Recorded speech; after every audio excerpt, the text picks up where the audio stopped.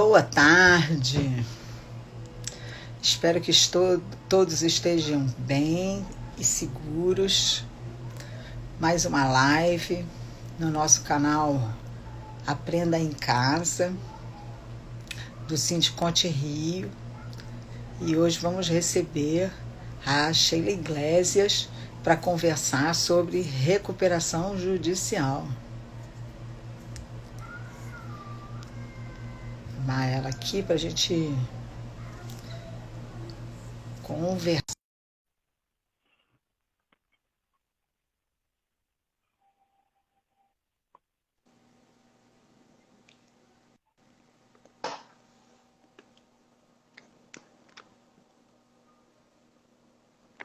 Alô! Oi! Tudo bom? Boa tarde! Tudo jóia! Tarde. Deixa eu ajeitar melhor aqui. Ui.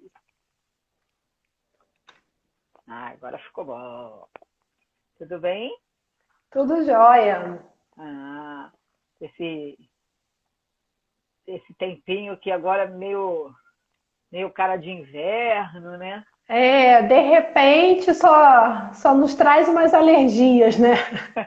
Para quem tem problema respiratório, aí muda completamente. Aqui em Niterói ontem ventou muita coisa. E aí veio essa mudança de tempo, né? Fez um sol lindo, um céu azul durante o dia, quando chegou o final da tarde, muito vento. E aí chegou a mudança do tempo. E tem previsão até final de semana, né? Mas é bom. Chuva é bom, limpa. Só que de repente, assim, aí a nossa saúde vai pro beleléu, né? É o que eu digo. Eu sou asmática, é um problema. Eu também tenho problema alérgico. Gente, Sheila, queria já de antemão te agradecer por ter aceitado o nosso convite para bater um papo hoje sobre recuperação judicial. Esse é um assunto, né, bem interessante e que está na moda, né? Queria falar um pouquinho para vocês sobre o sindicato. O sindicato está fazendo 104 anos e é um prazer estar nessa gestão, nessa comemoração, que vai ser... Estamos aqui preparando algumas novidades, algumas ações diferentes para comemorar, porque não é todo dia que um sindicato faz 100 anos e temos que lembrar para as pessoas sempre que o nosso sindicato é um sindicato diferenciado, que é um sindicato de profissionais liberais. Nós não somos sindicatos de empregados, mas temos que contribuir de alguma forma para que essa relação que esse profissional liberal tem numa empresa ou tenha num escritório, tenha um mínimo de cuidado com o seu dia a dia, que tenha alguns benefícios, tipo plano de saúde, vale refeição, mesmo vale transporte, a quantidade de horas trabalhadas, horas extras. Então, essa é a função do sindicato. Inclusive, fizemos uma prorrogação agora da última CCT, né? Porque venceu agora em julho e com essa questão da pandemia, então foi prorrogada até outubro. Setembro também, em outubro, vamos começar também um chamamento das pessoas para participarem das assembleias e das discussões, porque não adianta ficar reclamando no Facebook e no Instagram que o honorário é baixo, que o valor é baixo, mas vamos para a mesa de negociação, vamos levar a proposta para o SESCOM, que é o sindicato patronal.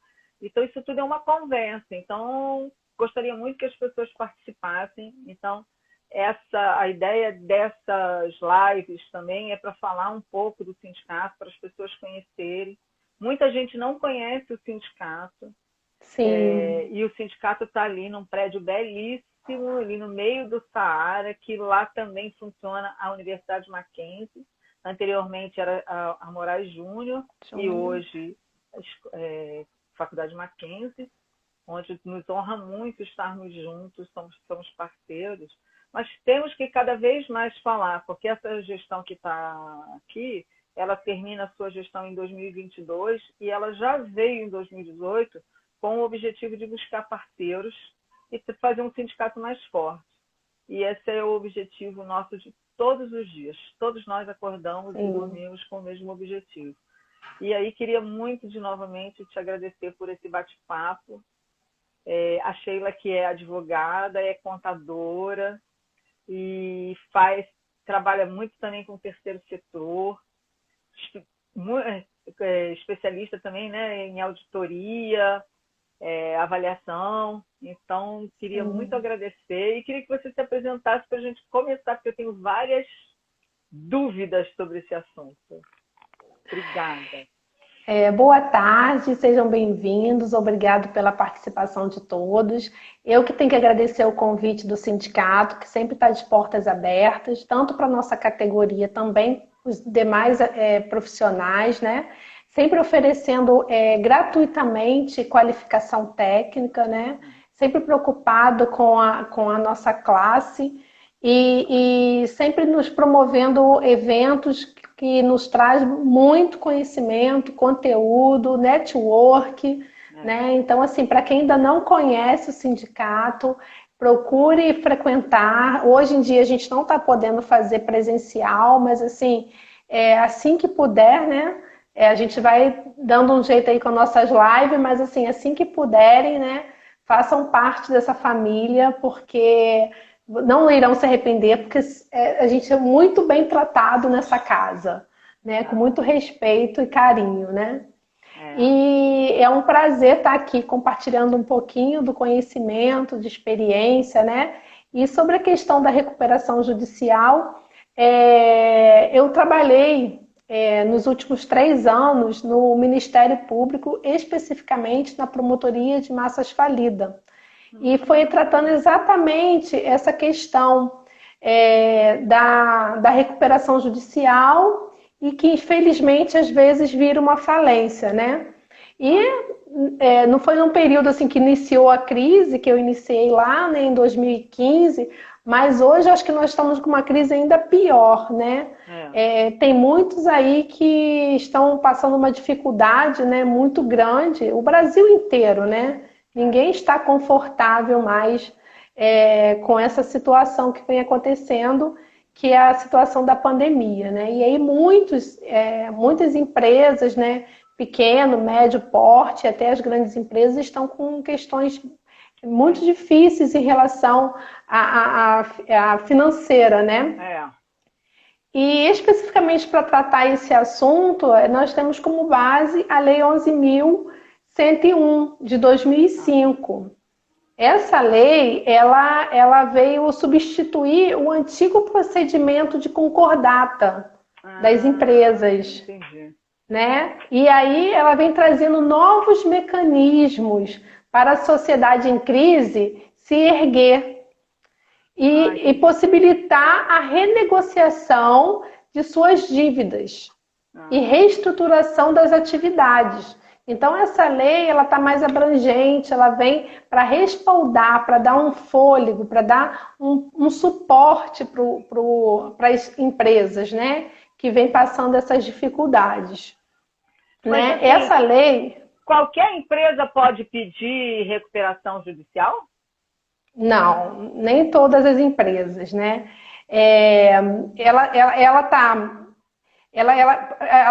tá respaldando ao empresário, às sociedades, porque pode ter a recuperação e a falência do empresário ou da empresa, né? Então ela está respaldando os empresários, sociedades e companhias aéreas, né? Ela não se aplica, infelizmente, a algumas empresas e sociedades. Por exemplo, empresa pública ela não se aplica, sociedade de economia mista também não, instituição financeira pública ou privada também não está respaldada por essa lei, cooperativa de crédito, consórcios, entidades de previdências complementares, plano de assistência à saúde, seguradora, sociedade de capitalização, nenhuma dessas estão respaldadas, né, com essa lei, infelizmente. Mas a gente pode, a grande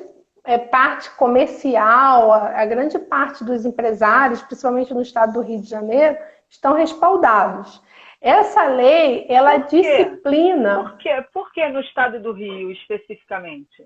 Não, não é especificamente, essa lei é geral, mas assim, como a gente está falando para o público mais aqui no Rio, né? Então, assim, e a gente vê que o estado do Rio tem passado uma dificuldade muito grande na parte comercial, então, a gente que conhece o Rio há alguns anos atrás, que era um fervo, né, da economia, né, um movimento, né, e desde 2015 a gente tem visto uma queda muito grande, e agora, então, eu nem imagino, eu só sei pela televisão que tem acontecido, né, que tem um tempo que eu não vou no centro do Rio, mas eu acredito que muitas portas estão fechadas e nem vão conseguir mais abrir, né? Então, assim, antes até de decretar a falência, tem essa possibilidade de recuperação judicial, né? E essa lei, ela disciplina a recuperação judicial, a extrajudicial, que a gente vai falar um pouquinho mais para frente, e a falência do empresário ou da sociedade empresária. Ah, entendi. São coisas diferentes? São coisas diferentes. São tratamentos diferentes. Eu sempre achei que era a mesma coisa. Não, ela tem um artigo para tratar cada situação. Falando sobre recuperação judicial em uma empresa, por quê? Quando pedir uma recuperação judicial? É quando a empresa perde a capacidade de pagar suas dívidas. E para evitar a falência, uma empresa pode buscar essa ferramenta jurídica de recuperação judicial como último recurso antes da falência. Né? Essa recuperação judicial, ela está prevista no capítulo 3 da lei, que é chamada da Lei da Falência e Recuperação de Empresa, que é essa lei que a gente acabou de falar, 11.101, de 2005. Né? Essa recuperação, ela tem o objetivo de viabilizar a recuperação da situação da crise econômica financeira do devedor, né? A fim de permitir a manutenção da fonte produtora, do emprego, né, dos trabalhadores e do interesse dos credores. Né? Então, assim... Mas aí uma coisa, quando eu vou pedir essa empresa vai pedir essa recuperação judicial, ela tem que ter bens para dar em garantia? Como é que fica afetado o patrimônio dos sócios, por exemplo? Então, isso vai depender da personalidade jurídica de cada empresa. Mas a lei prevê que, inicialmente, a empresa não tem, assim, já como considerada falida, quebrada, com patrimônio devedor, às vezes, ela não tem como pedir recuperação judicial. Então, existe um momento para você pedir a recuperação judicial, né? Então, isso tem que ser analisado de acordo com a nossa análise financeira, nossa análise do balanço, análise da DRE. Então, assim, um dos documentos importantes e primordial para se requerer a recuperação judicial é o plano de viabilidade.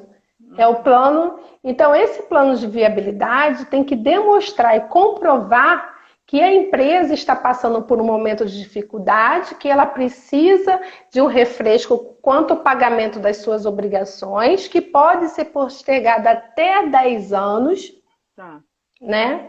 E aí ela manter os empregos, manter a fonte de trabalho e garantir os fornecedores. Mas isso ela vai negociar com os fornecedores, né, a longo prazo, e a lei permite a ela os juros reduzidos. E essa negociação pode ser diretamente, né, com cada credor, né? Então, ela tem um momento certo para pedir. Ela não pode pedir assim já quando está falida, porque como que ela vai comprovar para o juiz, através do estudo de viabilidade, que ela tem uma situação financeira patrimonial, né, a longo prazo e tem um projeto, né, de fazer se reerguer essa empresa. Ela só está passando por um momento difícil, né? Nesse sentido, tá.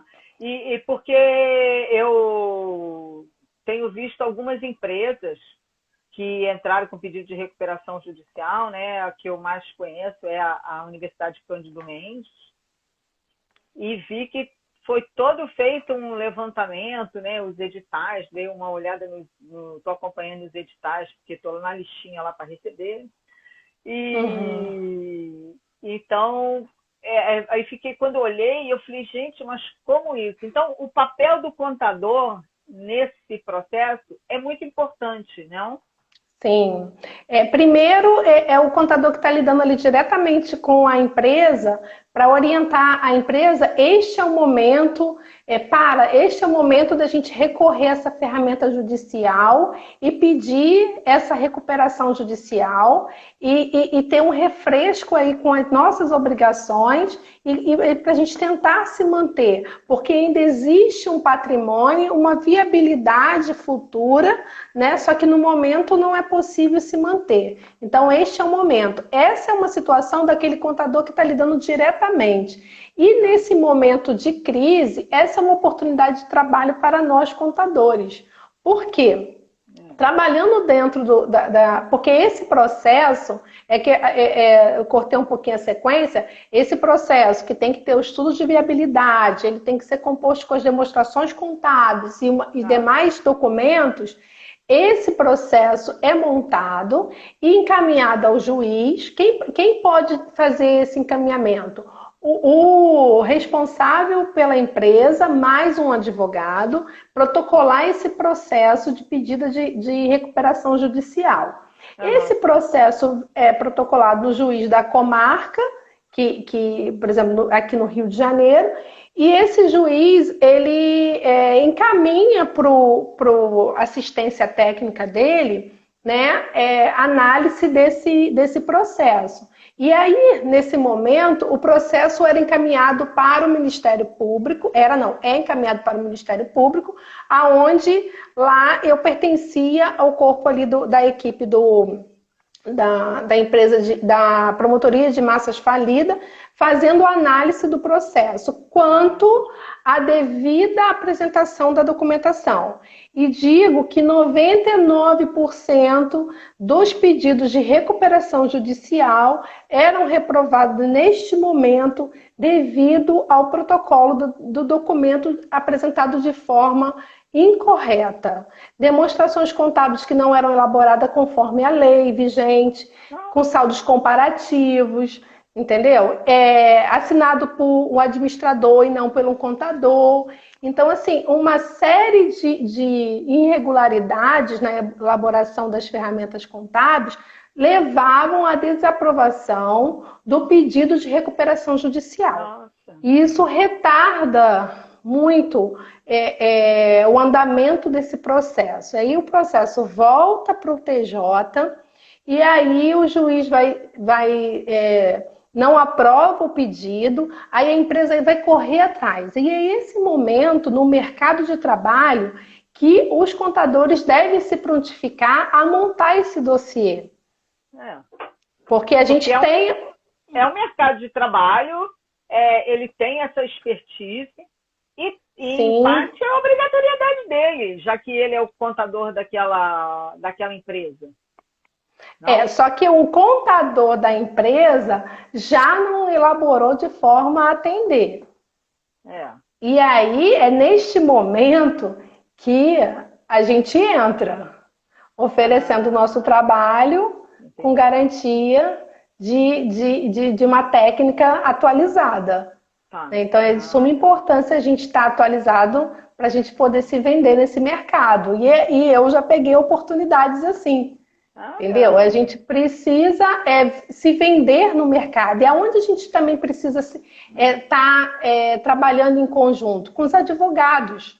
Porque os advogados, eles não têm o conhecimento na área, como a gente também não tem o conhecimento na área de advocacia para quem não é formado em advocacia, para quem conseguiu unir as duas profissões, ótimo.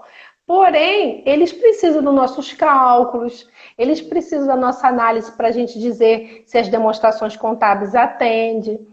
Então, é uma oportunidade de emprego nessa matéria também. Trabalhar em conjunto com os advogados.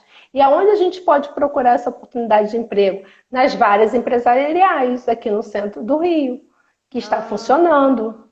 Os processos estão tramitando. Porque lá ficam os editais, tem um quadro de não chega a ser o edital. O que acontece? Lá fica a relação das empresas que deram entrada naquela comarca para pedir recuperação judicial. Entendi. E aí essa relação fica exposta, aí a gente toma conhecimento daquela relação, entra na internet, descobre essa empresa e apresenta uma proposta de montar o dossiê para pedir recuperação judicial. Porque aí ele vai falar assim, não, a gente já encaminhei, já está tudo certo. Aí no momento que é reprovado, eles entram em contato. Tá. Não, eu acho que essa dica que você está dando é muito boa para as pessoas entenderem também que não cai do céu. Né? Tem um esforço. E a única coisa que cai do céu acho que é chuva, né? Essa chuva cai, às vezes até muito intensa. Muito intensa para as pessoas sacudirem. Então, assim, acho que falar disso dessa forma, tem que ir lá na vara, vai lá no TJ, que fica ali na 1º de março, dá um pulinho ali, olha, procura a vara empresarial, pede para olhar a relação das empresas que deram entrada no processo. Tira uma foto e busca. Então, assim, é um trabalho de consultoria e que esse esforço vale. Porque pode, naquele primeiro momento ali, você não conseguir, mas no segundo sim. E aí pode também a pessoa que você contactou ali, o empresário que você contactou ali, indicar você para uma outra pessoa.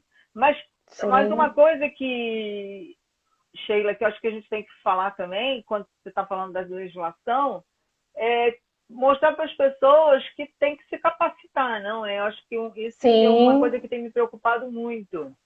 Porque quando você fala que o cara entregou o balanço errado, oi? Como então, essa questão aí, Sandra, infelizmente, nos 10 anos que eu prestei assessoria no Ministério Público, eu digo para você que 90% do trabalho apresentado pelos nossos colegas contadores eram reprovados devido à baixa qualidade técnica. Quantas prestações de contas não recebiam aprovação na primeira análise, porque as notas explicativas eram uma cópia do estatuto, as demonstrações contábeis não eram elaboradas de forma comparativa, até a secretária assinava o balanço, pedia balanço, dava balancete.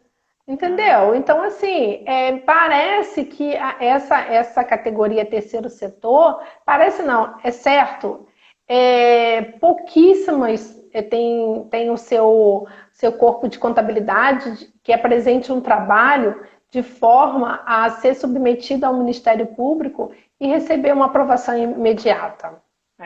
Não, e eu acho que não é só o terceiro setor, não. No Congresso Brasileiro de Contabilidade, lá em Fortaleza, eu assisti uma palestra do professor Eliseu Martins e ele explicando lá as notas explicativas e ele fazendo várias recomendações. E aí eu cheguei ali, peguei no meio do caminho, aí eu falei assim, e a sala lotada. Falei, gente, como assim as pessoas não sabem fazer nota explicativa? E ele falando claramente, aí ele começou a pegar várias notas e falando das notas. Aí você olhava assim, gente, e ele, até com erro de português e erro de ortografia. Então, eu acho que essa capacitação que a gente fala sempre, e esse é um dos objetivos do sindicato, a capacitação, é exatamente isso para as pessoas. Não, a gente não pode mais, em pleno 2020, ainda ter contador que faz nota explicativa de cola e copia. Sim, Pode ser e às assim. vezes eu encontrava na prestação de contas de uma fundação uma nota explicativa que foi cópia de uma outra fundação que não tiveram trabalho nem de mudar algumas coisas. Então, assim, para Nossa! você ver tamanha falta de capricho com o trabalho. Não é só a parte técnica, não. Infelizmente, eu estou falando isso sobre a nossa categoria, mas não é uma questão para desmotivar ou criticar, e sim para alertar que a gente não pode deixar chegar a essa Não, situação. Jamais, porque assim, isso é muito triste para a gente tá diante de um promotor, de uma fundação, de um presidente de uma fundação, e nós que estamos ali prestando assessoria contábil para o promotor, dizer que as prestações de contas daquela fundação não merecem aprovação, porque as ferramentas contábeis, as demonstrações financeiras estão elaboradas de forma a não atender à legislação, que as notas explicativas não estão de acordo com os números apresentados na demonstração, que o relatório de atividade não fala nada sobre a atividade desenvolvida. Então, que não é possível analisar a prestação de conta mediante aquelas informações ali. Então, a gente sugere desaprovação. E, assim, às vezes a fundação está exercendo a sua atividade fim, a fundação, a parte social da fundação existe, mas a não aprovação da prestação de contas acarreta sérios problemas para a fundação buscar investimento no mercado. E não só a fundação, mas essa questão aí da recuperação judicial. Quantas vezes o processo não é aprovado, o pedido não é aprovado, por conta do quê? Das informações contábeis que não estão evidentemente apresentadas conforme a legislação, e aí você não tem como fazer uma análise financeira daquela empresa para dizer se tem viabilidade ou não. Gente, uma loucura, né? Ai, eu trabalho muito na área cultural, né? E agora temos a Lei Aldir Blanc, que vai proporcionar recursos para as produtoras. Mas a grande questão é, as produtoras e as organizações sem fins lucrativos estão regularmente com a sua contabilidade em dia? É uma grande incógnita e estou assim, ficando assim, muito preocupada porque é muito recurso e será uma pena que isso não for utilizado simplesmente porque... E retornar, né? E retornar. Porque elas não estão de forma adequada, né? De forma a atender a legislação, apresentando a sua situação patrimonial, né? Então, mas voltando ao que a gente estava falando aqui da recuperação judicial, quanto tempo mais ou menos leva para uma recuperação judicial e quanto tempo a empresa tem para quitar essa dívida? Nesse processo aí de pedido de recuperação judicial, ela tem 60 dias, quando o juiz aprova o pedido, ela tem 60 dias para apresentar o plano de recuperação judicial.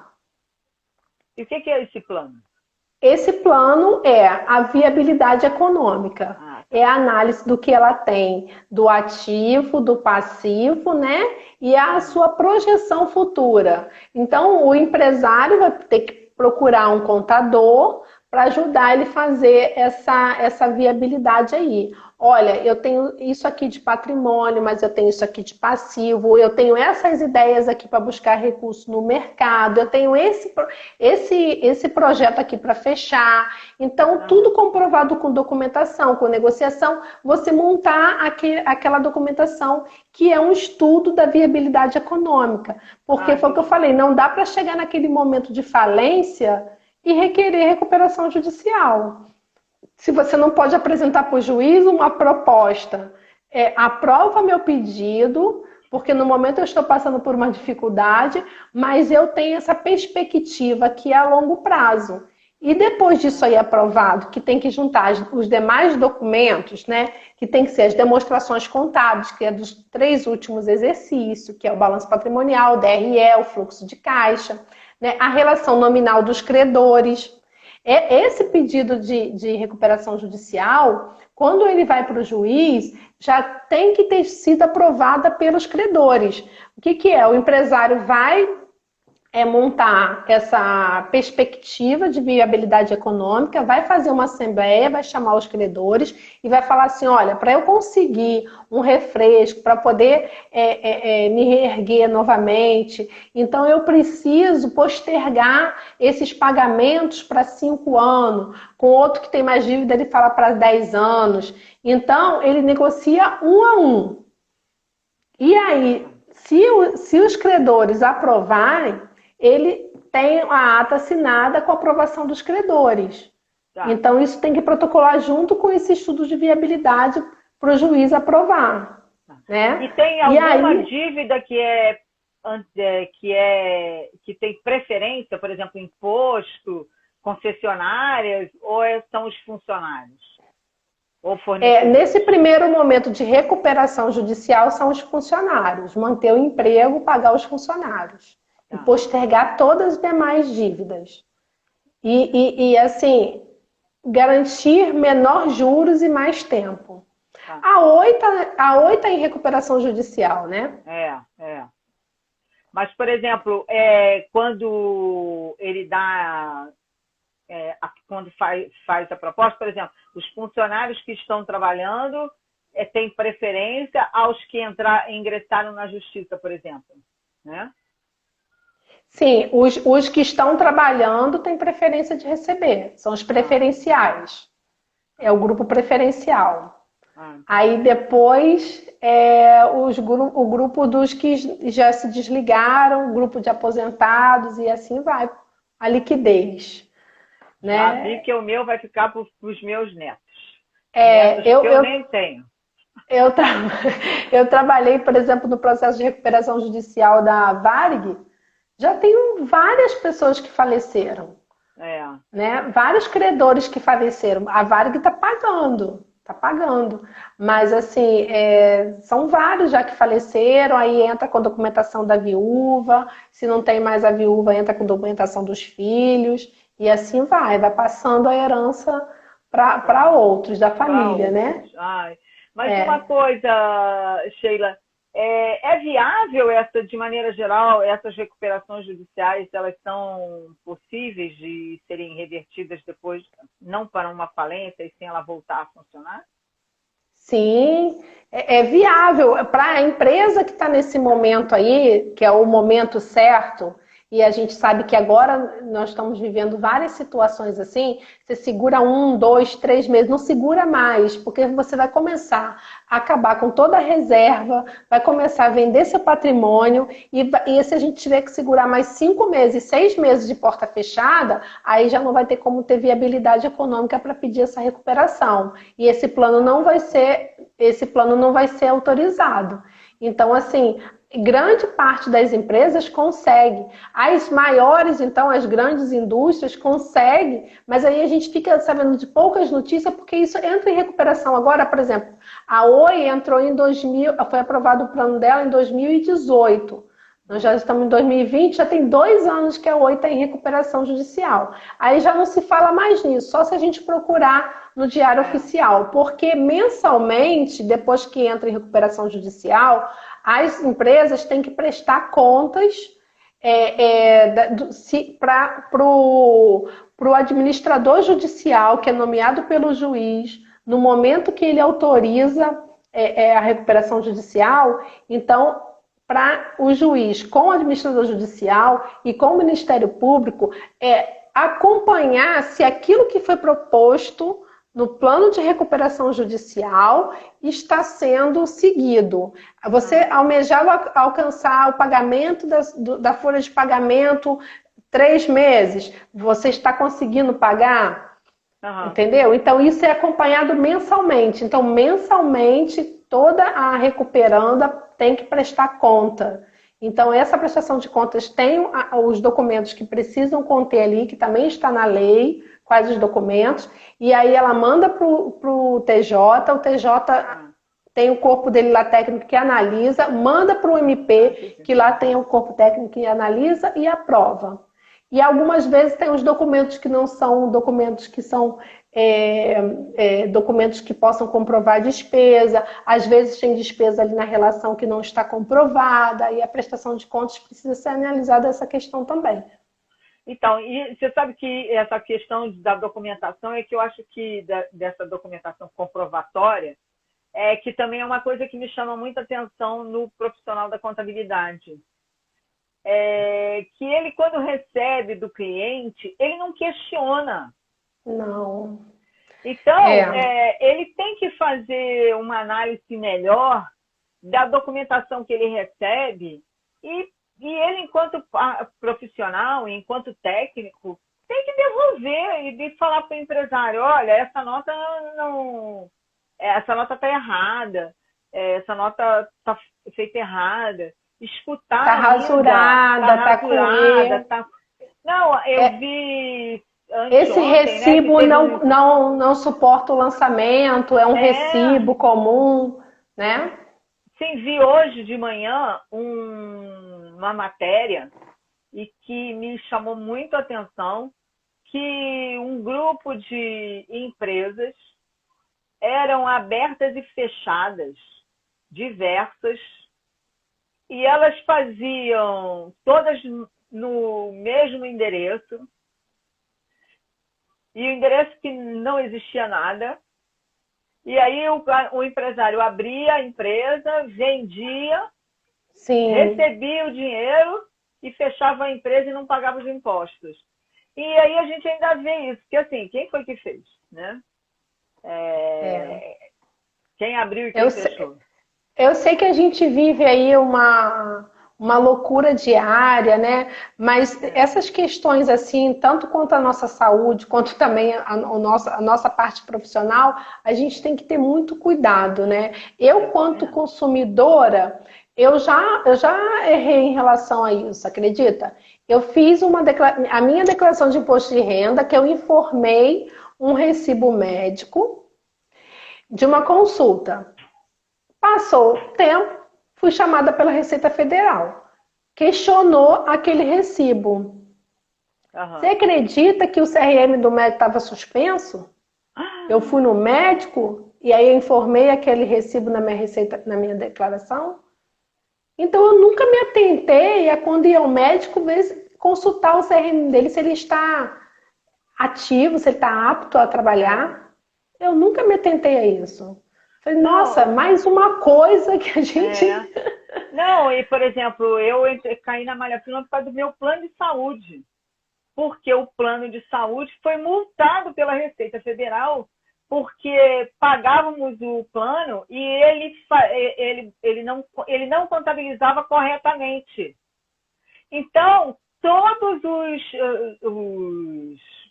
as pessoas que estavam... Os beneficiários do plano, todo mundo caiu na malha fina, mas foi assim, várias pessoas, simplesmente pelo erro contábil. Ah, mas aí eles confiscam todo mundo e pronto. Aí depois cada um explica a sua situação. É assim que funciona. Quando eu tive com o auditor da Receita, ele falou assim, um amigo seu. Eu falei, mas eu não sei quem é. Ele falou assim, não estou falando que você conhece, só estou falando que é um amigo seu de categoria, né? Eu falei, gente... Então, cada vez mais falo que o profissional tem que ter cuidado e estudar para fazer. Estudar sempre. Sempre. Né? As coisas não mudam só muito. Porque é obrigatório, não é só porque tem a educação continuada, né?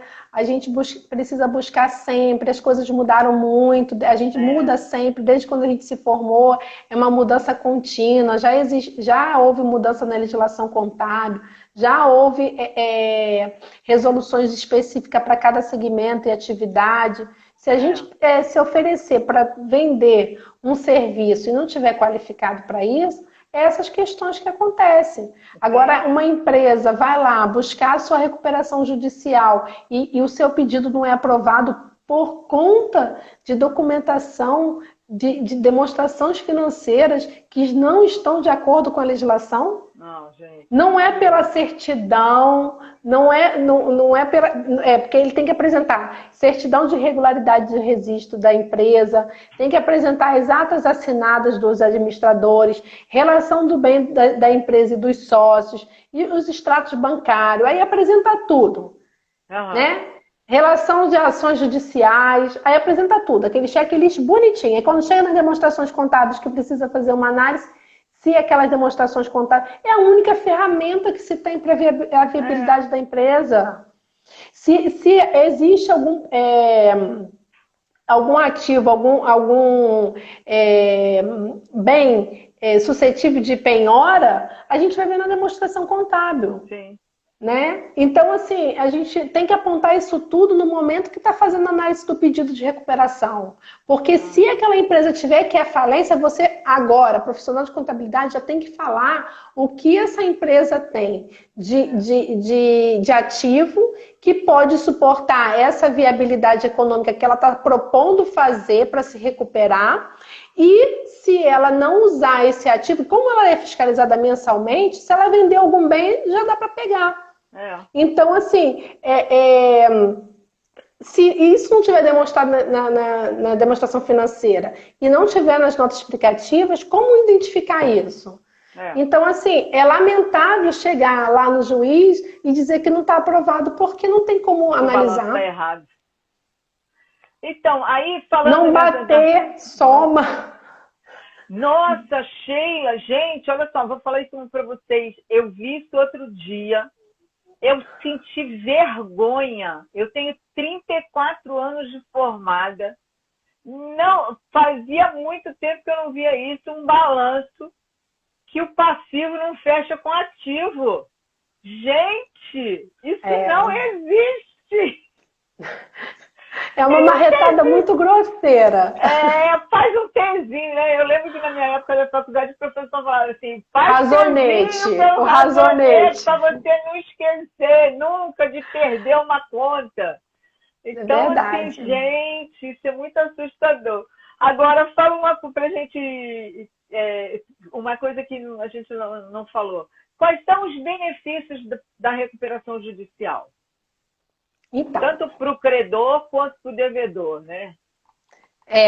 Então, para o credor, ele tem que estar, assim, muito atento, acompanhando, vendo as questões que estão acontecendo mensalmente, buscando informações nas varas, no TJ, de como tá, porque aí ele vai sabendo se está sendo aprovado ou não, as prestações de contas mensais, até que momento, hoje em dia você pode consultar eletronicamente, até em que momento já estão pagando os credores, qual o primeiro lote que foi pago, então fazer esse acompanhamento, porque para não ter aquela surpresa de que faliu e aí sim perdeu tudo. Então, assim, fazendo esse acompanhamento para poder ir lá e fazer a cobrança junto ao judiciário sobre os seus direitos, acordar, né, antes que chegue a falência, né? Então, assim, muito cuidado para os credores ficarem atentos, né, a isso. Mas, para a empresa, tem a concessão de prazos e condições especiais para pagamento das obrigações vencidas, né, ou as vicendas, né? Então, ela ganha esse prazo aí para respirar, né? Pode-se fazer uma cisão, uma fusão, uma incorporação ou uma transformação de sociedade, né? Ou cessão de cotas de ações para poder buscar meios para poder fortalecer a parte financeira, né, da empresa. Ela também pode fazer alteração no controle societário, né? Ela pode fazer venda parciais do bem, então isso vai ser analisado individualmente, por isso que é importante estar adequadamente demonstrado nas demonstrações financeiras, né? Ela pode fazer emissão de valores mobiliários, né? Então ela tem um respaldo legal para fazer determinadas operações para ganhar esse fôlego. Entendi. Agora, Sheila, existe recuperação extrajudicial? Existe. Existe, e essa é bem mais simples, né? É o controle da via judicial, é o contrário da via judicial. A recuperação extrajudicial é um acordo firmado entre a empresa devedora e os credores. Não precisa ser por meio de justiça, mas isso é permitido e está respaldado também na lei da falência, né? Sem o intermediário do Poder Judiciário, que se torna mais complexo, mas está respaldado, então se torna mais simples, né? Então, isso acontece mais com os menores, com as empresas menores, né? Então, ela entra em recuperação extrajudicial, entra em negociação com os credores, né? E vai ser de aquele acordo de cavalheiros respaldado em documento, o ato e tal. E nesse caso, a pessoa jurídica e os credores definem um plano em conjunto. Como é que vai ser feito? Eu vou ceder aqui, você vai poder fazer assim, aí você pode começar a me pagar daqui a 2 anos, e aí os juros vai ser tanto. Então é uma negociação mais de parceria, né? Aí pede assessoria do advogado nesta área, mas só que se faz necessário também a qualificação do contador e a presença do contador, né? Não dá para o advogado intermediar, ele vai só fazer a parte jurídica, né, do que é permitido. Agora, a parte financeira é o contador que vai dar essa orientação sobre viabilidade, até da empresa assumir, aceitar um compromisso, aquele acordo, né? Entendi. E uma menor burocracia, que é o custo mais acessível. São algumas vantagens da recuperação extrajudicial sobre o judicial, principalmente para aquelas pequenas empresas, conforme eu falei, pequenas e médias empresas. Porque quando a empresa grande entra em recuperação judicial, vai para o TJ e faz esse pedido, faz esse trâmite todo, ela precisa pagar um administrador judicial que é nomeado pelo juiz. Tá. E aí, esse administrador judicial, dependendo do porte da empresa, por exemplo, a Oi da Vida, ela tem 5 empresas que estão fazendo a administração judicial desse processo de recuperação. Nossa! 5 empresas. Então, assim, não são 5 pessoas físicas ou pessoas jurídicas pequenas, são 5 empresas grandes que estão trabalhando no processo de recuperação judicial da Oi. No caso da Cândido Mendes, é a Deloitte e um escritório de advocacia chamado Grant. Foi montado todo um aparato. Eu fiquei assim, impressionada de ver como a organização contábil que eles estão fazendo e jurídica dos processos é muito interessante. Nunca tinha pensado nesse aparato na magnitude assim desse processo, né? E aí, Sheila, qual a recomendação que você daria para os estudantes ou um profissional que acabou de se formar, tirou lá o seu...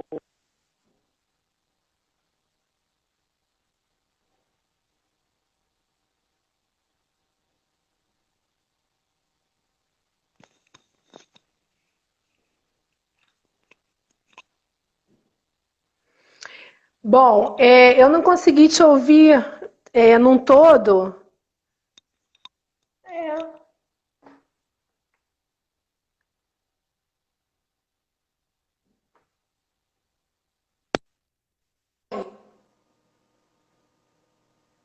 Oi?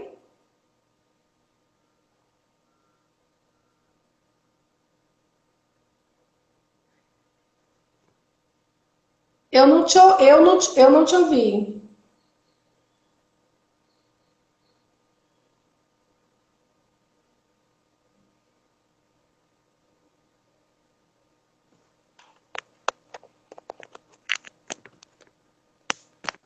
Você está me ouvindo?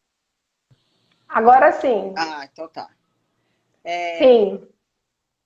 Eu ouvi só o início, sobre uma recomendação para os estudantes, ou quem está se formando agora, né?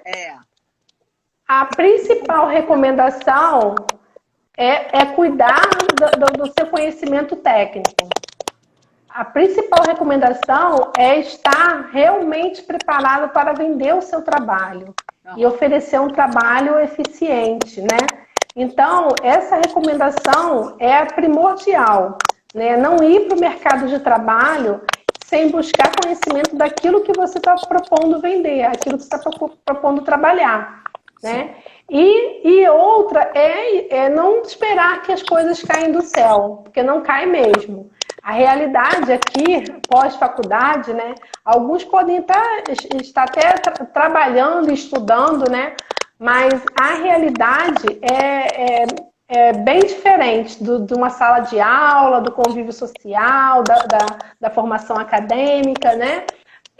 Eu vejo muita parceria nessa categoria, né, na área contábil. Eu não vejo uma questão de dificuldade porque a categoria não está aí para ajudar. Pelo contrário, a gente tem um conselho, a gente tem um sindicato, a gente tem profissionais ali que trabalham para ajudar.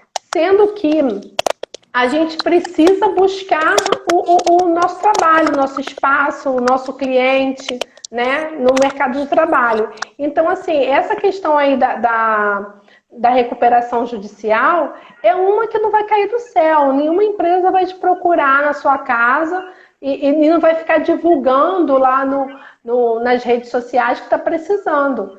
Então, assim, tem coisas que a gente precisa fechar parceria até com outros profissionais que estão diretamente ligados à atividade, nesse caso aí o advogado, né? Uhum. E aí a gente buscar os meios para poder chegar lá, na nossa fonte, porque ainda nesse momento tão difícil que a gente está passando, tem gente que fala assim, aproveitar da desgraça, né, das empresas que estão falindo, mas não é isso que a gente quer trabalhar para ajudar a empresa a se erguer. Isso é fazendo um gerenciamento financeiro de forma adequada que a empresa consiga se reestruturar, né?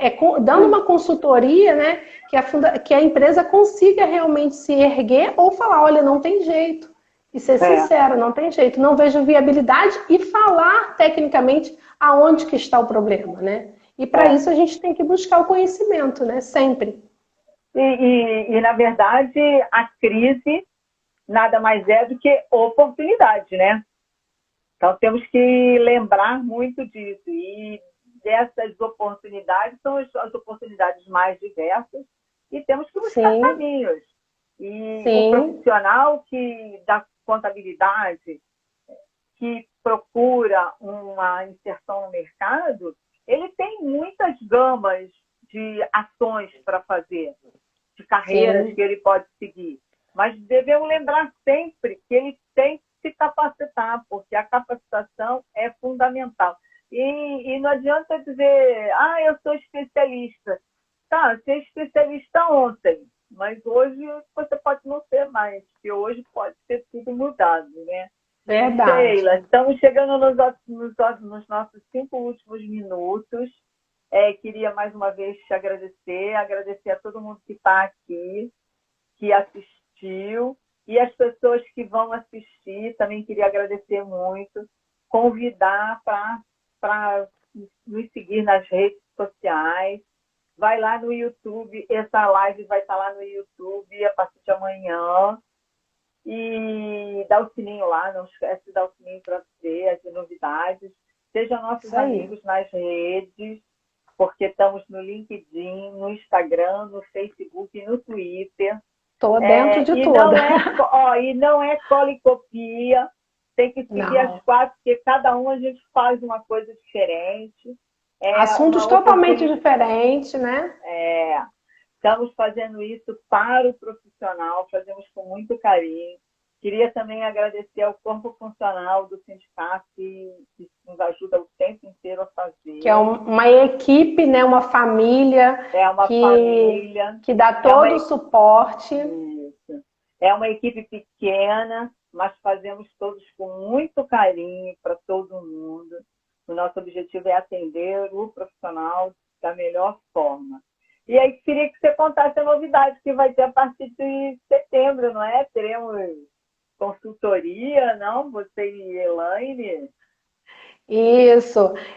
Nós temos aí dois projetos, um já em andamento, né? Que é a consultoria, que a gente agora vai oferecer de forma online, devido à situação que a gente está vivendo, né? Eu e a Elane Sampaio, e aí agendando, né, previamente com o Sindiconte, vocês interessados terão gratuitamente, né, uma ajuda, né, num suporte, no que a gente puder fazer, com certeza faremos, né? E também nós temos aí uma parceria, vamos participar de uma parceria do Sindiconte com a Prefeitura do Rio, né, sobre os cursos, né? Então aí vem aí novidade também. O Sindiconte sempre, né, preocupado na qualificação do jovem, né? Então vai estar aí disponibilizando também esse projeto aí para os interessados. Legal. Queria convidar a todos para assistirem também na segunda-feira, às 16 horas. Teremos uma live sobre, gente, um assunto do momento, a declaração final de espólio. Você sabia que depois que você faz tudo, você tem que fazer uma declaração final de espólio para dar baixa naquele CPF daquela pessoa? Está aí mais um mercado que vamos mostrar para o profissional da contabilidade. Que a declaração de imposto de renda não é só março e abril, gente. É ad eterno. Então, nessa segunda-feira, teremos uma live no Zoom. Precisa de inscrição prévia. Corre lá no nosso site e faça a inscrição, porque ele tem um número de pessoas reduzidas. E estamos fazendo também outras temáticas dessa questão da declaração, porque temos visto que tem várias pessoas com muitas dúvidas nos temas de final de espólio, saída do Brasil, porque tem muita gente indo morar fora do Brasil e esquece que tem que fazer a parte daqui para não... Ou nem sabem, né? Ou nem sabem. Então, convido a todos a participarem, porque vai ser muito interessante. Tá Com bom? certeza. Mais um tema muito interessante aí abordado pelo Sindiconte. É isso aí. E teremos também na outra semana, vamos conversar com um profissional, o Alexandre, que é especialista em te preparar para o mercado de trabalho. Temos assim... Ótimo. Altas dicas. E vamos conversar também com a Daniele, vamos falar sobre liderança. Então temos assim... E sigam nas redes, porque setembro teremos muitas atividades. Muitas novidades. Muitas. Em comemoração aos 104 anos do sindicato, tá bom? Gente, muito obrigada. Fiquem com Deus, fiquem seguros. Obrigada, Sheila. Um abraço. Obrigado, Sindiconte. Obrigado, Sandra. Eu que agradeço. Tchau. Tchau.